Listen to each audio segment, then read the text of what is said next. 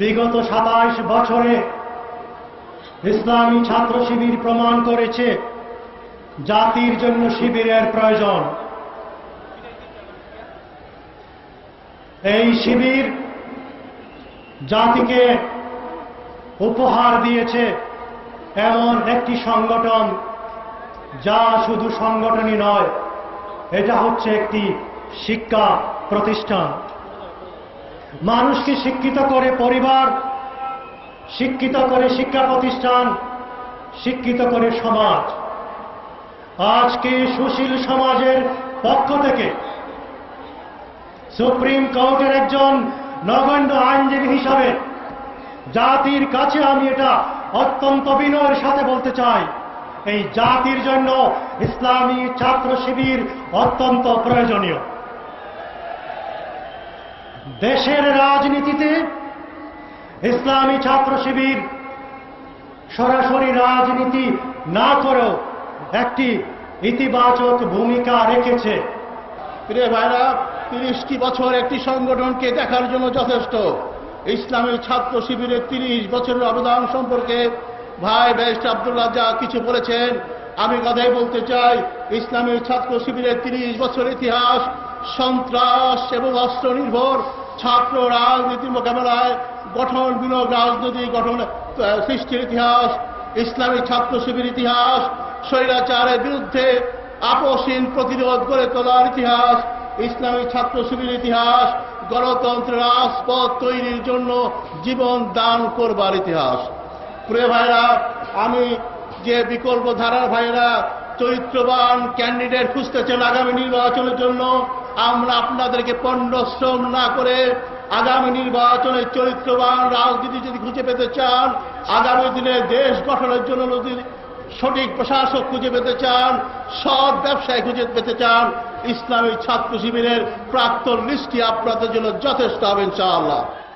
ইসলামী ছাত্র শিবির অগ্রগতি দেখে যারা আজকে চিৎকার করে সকাল বিকাল নাস্তা করে একটা করে শিবির ধরো, মানুষ যে মানুষকে এটা জানে, পশুরা মানুষ খায়।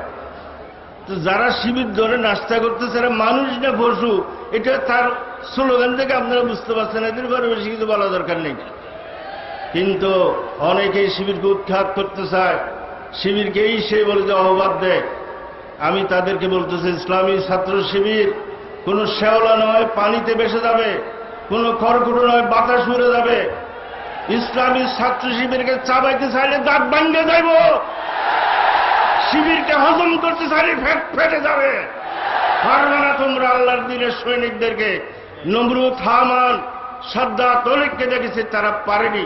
সেই পরিণতি তাদের জন্য। তবে সত্যিকার ইমানদারের গুণাবলী নিয়ে আমাদেরকে অগ্রসর হতে হবে। আগামী জাতীয় সংসদ নির্বাচনে ইনশাআল্লাহ 4 দল গতিদের তুলনায় আরো বেশি সংখ্যক আসনে বিজয়ী করে বাংলাদেশকে চিরতরে বিদেশি তাবেদার মুক্ত রাষ্ট্রে পরিণত করার শপথ নেওয়ার আবেদন জানিয়ে আমার বক্তব্য শেষ করছি। আসসালামু আলাইকুম ওয়া রাহমাতুল্লাহি ওয়া বারাকাতুহু। বাংলাদেশ ইসলামী ছাত্র শিবিরের প্রতিষ্ঠার পর থেকেই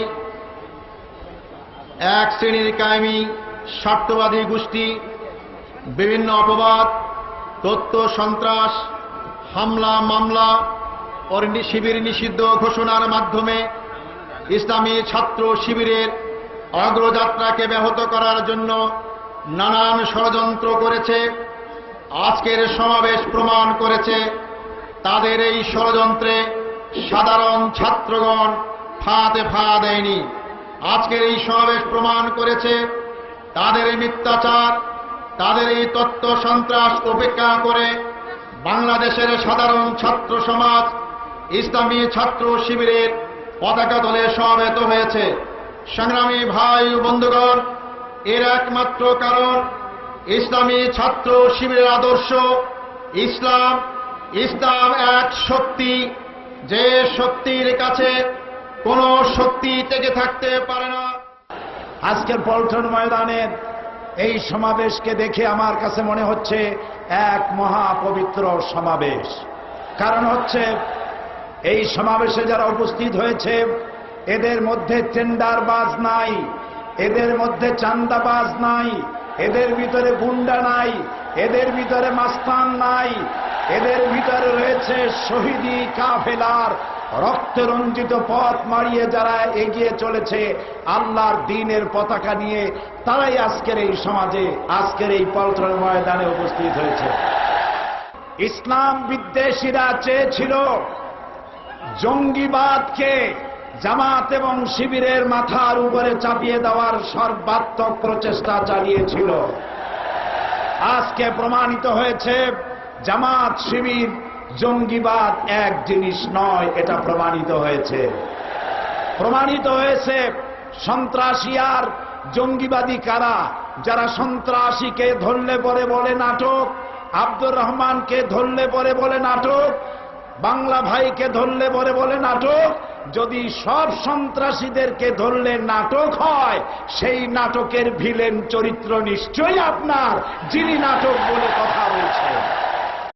এই জন্য ছাত্র শিবিরকে অগ্রসর হতে হবে, চরিত্র দিয়ে জয় করতে হবে এই দেশকে। এবং ছাত্র শিবির আর ছাত্র দল ঐক্যবদ্ধ হয়ে দুর্ভেদ্য প্রাচীরের মতো দাঁড়াতে হবে। তেঁতুলিয়া থেকে টেকনাফ পর্যন্ত, রূপসা থেকে পাথুরিয়া পর্যন্ত এই জেহাদে জেনারেলের ভূমিকা পালন করে 2007 সালের নির্বাচনে আবারও 4 দলীয় ঐক্যজোটকে ক্ষমতায় আনার জন্য সর্বাত্মক প্রচেষ্টা করতে হবে। কারো সাথে শত্রুতা নয়, সকলের সাথে বন্ধুত্ব, এই স্লোগান নিয়ে ঝাঁপিয়ে পড়তে হবে। তোমরা সবাই রাজি আছো তাতে?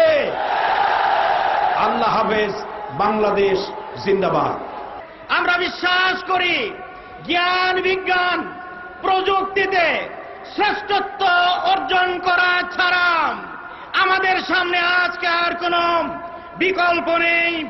তাই আমরা মনে করি আজকের প্রয়োজন ছাত্র রাজনীতির সংস্কার প্রয়োজন। আমি বিশ্বাস করি ইসলামী এবং জাতীয়তাবাদী শক্তির ঐক্য ছাড়া আমাদের সামনে পথ চলা কঠিন হয়ে যাবে। বাংলাদেশের বিরুদ্ধে, ইসলামের বিরুদ্ধে যে ষড়যন্ত্র চলছে, এই ষড়যন্ত্র মোকাবেলা করতে হলে ইসলামী এবং জাতীয়তাবাদী শক্তির ঐক্যের কোনো বিকল্প নেই।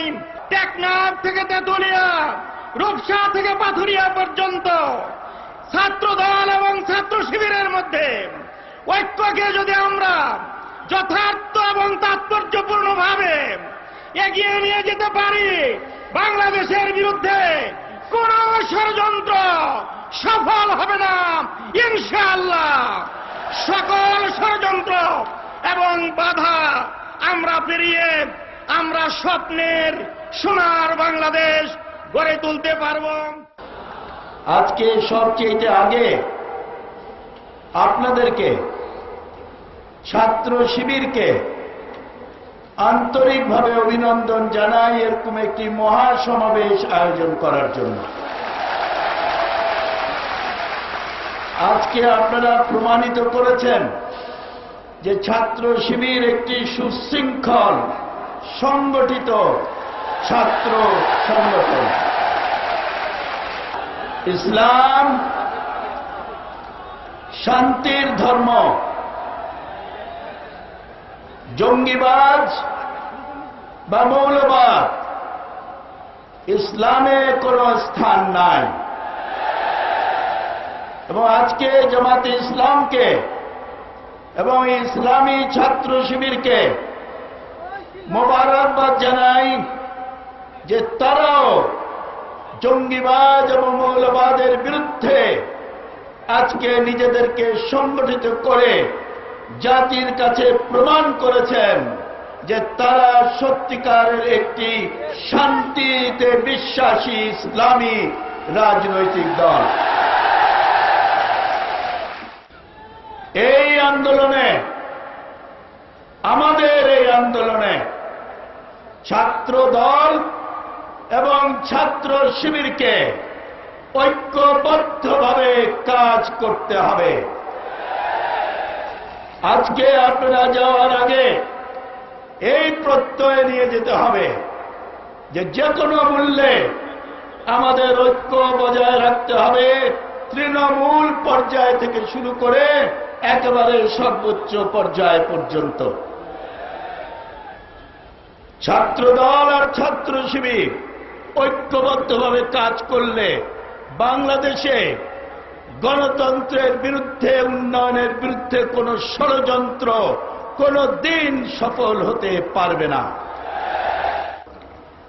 তত্ত্বাবধায়ক সরকার সম্পর্কে বিরোধী জোট